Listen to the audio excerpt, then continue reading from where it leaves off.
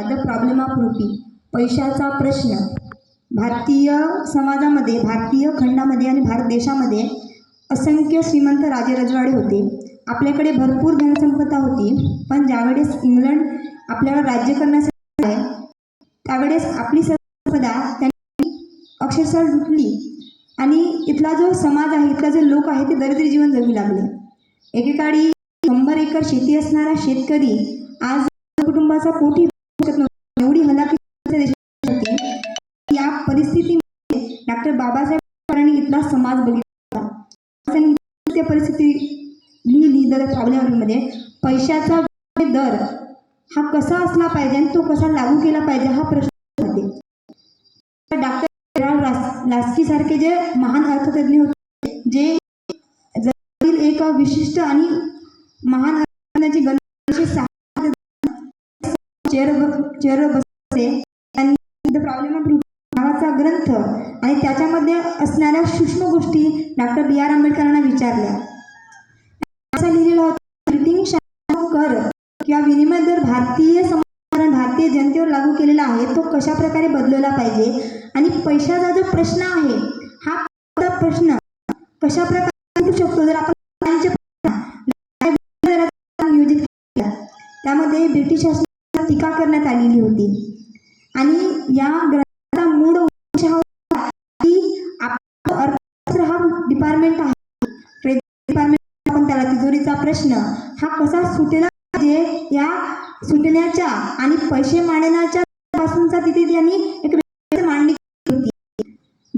कीर्तीचे अर्थतज्ञ Herald Laski यांनी प्रश्न विचारला की तुम्ही जो ब्रिटिशांवर तिथे टीका केलेली आहे की हा दर असा न लावता दुसऱ्या पद्धतीने लावला पाहिजे ज्यामुळे जनतेचा शोषण होते, तुम्ही हे सिद्धांत बदलून टाका आणि सिद्धांत बदलण्याच्या बदल्यात आम्ही तुम्हाला DSC नावाची पदवी देऊ. ज्यावेळेस ती पदवी भारतामध्ये मला वाटते बहुत म्हणजे कुणाकडेच नव्हती, तर त्यांनी त्या पदवीचं तुम्हाला आम्ही देऊन टाकू, तुम्ही हा सिद्धांत बदलवणार असं सांगितला.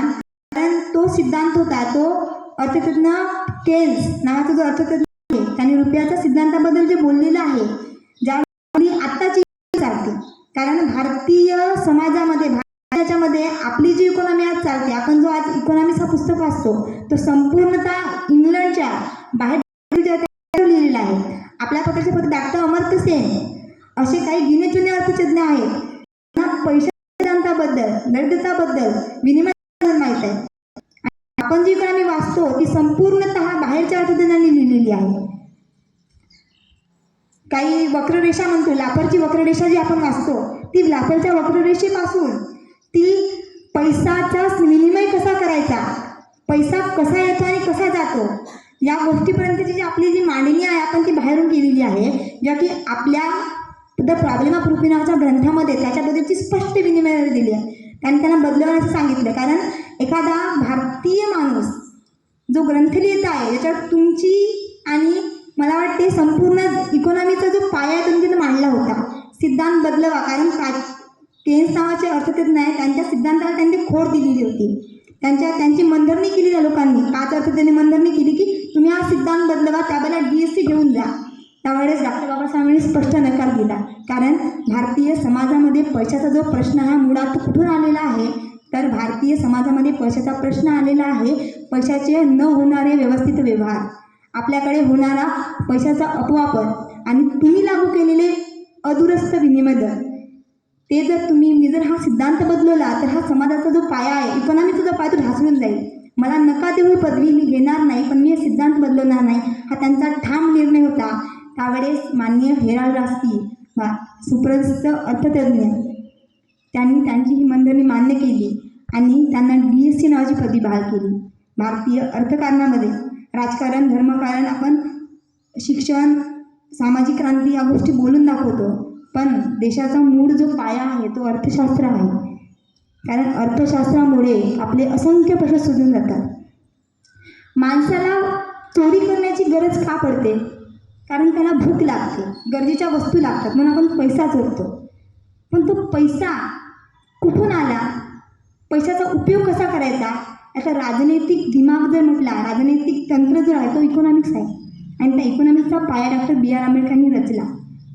तो प्रॉब्लेमरूपी ग्रंथ ज्यावेळेस भारतीय रिझर्व्ह बँकेची स्थापना झाली, स्थापना करत असताना जे भारतीय रिझर्व्ह बँकेची स्थापना 1934 म्हणजे 1935चा ॲक्ट आहे तो त्यानुसार ती स्थापना झाली, त्यावेळेस त्याच्या आधी 10-12 वर्ष आधी नवीन कमिट्या बसवण्यात आल्या. त्या कमिट्यामध्ये एक चेअरपर्सन, 2 मेंबर, एक चेअर असे कितीतरी लोक होते जे जागतिक क्रांतीचे अर्थतज्ञ होते.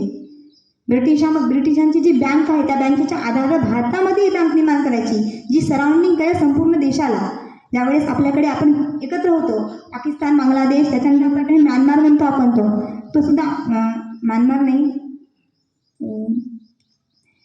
आपल्या बाजूचा एक देश आहे तो आपल्यासोबत होता, चीन म्हणजे नेपाळ वगैरे आपल्या बँकमध्ये इन्व्हॉल्व होते. त्यावेळेस त्यांनी असं ठरवलं की अशी बँक निर्माण करायची जी या सगळ्यांना सराउंडिंग करेल. मग RBIची स्थापना करायचा विषय आला, त्यावेळेस तो DST ग्रंथ समोर आला.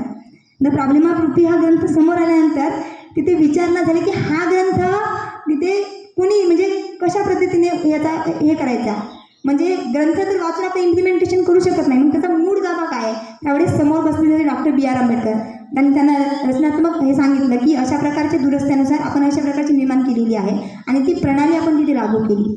1919चा जो माउंटेन चेम्सफोर्ड नावाचा कायदा आहे तो कायदा बनवत असताना डॉक्टर B.R. आंबेडकरांचे काही मतं तिथे घेण्यात आलेली आहेत. 1919चा मार्लमेंटो जो ॲक्ट आहे, भारताला वसाहतीचं स्वातंत्र्य द्या, पण कशा प्रकारे द्या त्याच्यामध्ये त्याच्यानंतर तिथे तरतुदी केल्या गेल्या होत्या. त्या तरतुदींचा अभ्यास डॉक्टर B.R. आंबेडकरांनी केलेला आहे. भारतामध्ये ब्रिटिशांनी जे शासन लागू केले आहेत त्यामध्ये त्याचा अभ्यास डॉक्टर B.R. आंबेडकरांनी केलेला आहे. फक्त शासन करणे हा आपला काम आहे, तो शासन कशा प्रकारे चालला पाहिजे याचा इत्थंभूत अभ्यास त्या व्यक्तीने, त्या महामानवाने केला होता.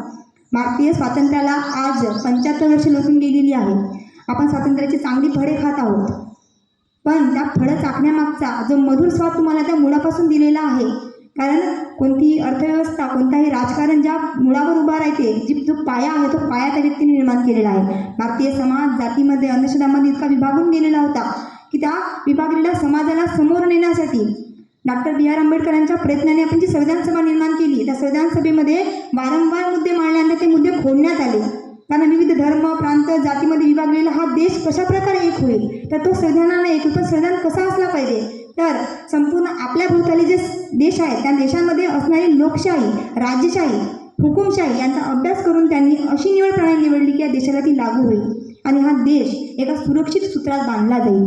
60 देशांच्या घटनांचा जेव्हा अभ्यास करण्यात आला त्यावेळेस रुसो नावाचा जागतिक क्रांतीचा समाजसुधारक हा ज्यावेळेस फ्रेंचमध्ये राज्यक्रांती झाली, 16व्या लूचा ज्यावेळेस वध करण्यात आला त्यावेळेस त्यांनी सांगितलं होतं का माणूस हा निसर्गता स्वतंत्र व्यक्तिमत्व आहे, त्याला कोणतीही बंधनं नाही. तुम्ही त्याच्या बंधनात टाकता म्हणजे काय करता की त्याला बांधून घेता बंधनामध्ये. मनुष्य जन्म हा स्वतंत्र जन्म आहे, त्याला स्वातंत्र्य असला पाहिजे. मग तुम्ही आमच्या बंधनं का टाकता? बंधने कशी टाकायची की एखादी समाजव्यवस्था सुरळीत चालण्यासाठी त्याच्या बंधन टाकायची, पण बंधनाने मनुष्य जखडून जाता कामा नये. म्हणून फ्रेंच राज्यक्रांतीमध्ये रुसोने जगाला स्वातंत्र्य, समता ही जी देणगी दिली आहे, बंधुता, ही देणगी त्यांची उचलून आपल्या संविधानामध्ये टाकली आणि ती आपण कुठे घेतलेली आहे? आपल्या प्रास्ताविकेमध्ये घेतलेली आहे. बहुतांशी लोकांचं असं म्हणणं आहे की 60 देशांच्या घटनेचा अभ्यास करून ही जी घटना बनवलेली हा ठिगड्यांचा कार्य आहे, फाटलेली चिन्हवेचन झालेली घटना आहे. पण ही फाटलेली चिन्हवेचन झालेली घटना म्हणजे सुंदर कापडांचा शिवलेला असा वस्त्र आहे जो भारतीय जनसमुदायाला एकत्र बांधून ठेवणार. वर्षानुवर्ष चंद्र सूर्य असेपर्यंत ही घटना आपल्या सर्वांना एकत्र बांधून ठेवणार आहे. आपण त्या घटनेची म्हणजे तुम्हाला त्या घटनेबद्दलची अभिभूत माहिती असावी. इथला मनुष्य शोषणापासून, दुःखापासून दूर व्हावा म्हणून त्यांनी निर्माण केलेली घटना.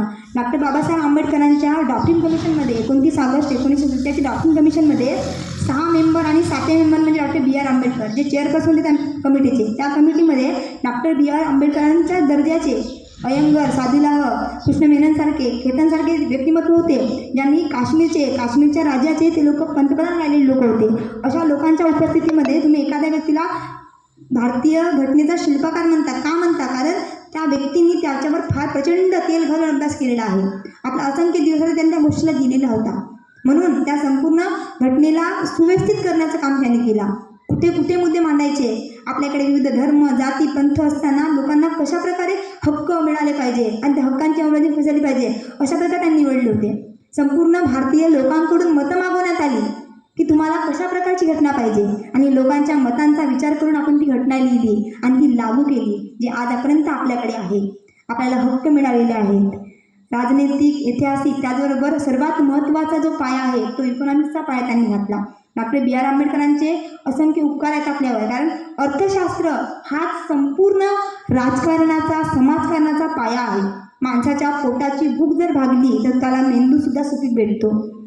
आणि या अर्थशास्त्राच्या पैशाच्या सिद्धांतावरूनच त्यांनी जो बौद्ध धर्म स्वीकारला, त्याच्या मागचा कारण हाच आहे की बौद्ध धर्मामध्ये जी तत्त्व दिलेली आहे, तृष्णा हा मनुष्याच्या जीवनाचा सर्वात मोठा दुःख आहे. तृष्णा म्हणजे का? तुमची अपूर्ण इच्छा.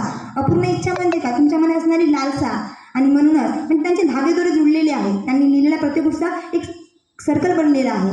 आणि या महान व्यक्तिमत्वांनी आपल्या देशालाच नाही, आपण सर्वांना एक म्हणजे अनोखी देणगी दिलेली आहे. अशा माणसांचे रोज स्मरण करावे तेवढे कमीच आहे. या महामानवाला याच्या जयंतीनिमित्त त्रिवार विनम्र अभिवादन करून मी माझे भाषण संपवते. जय हिंद, जय भारत.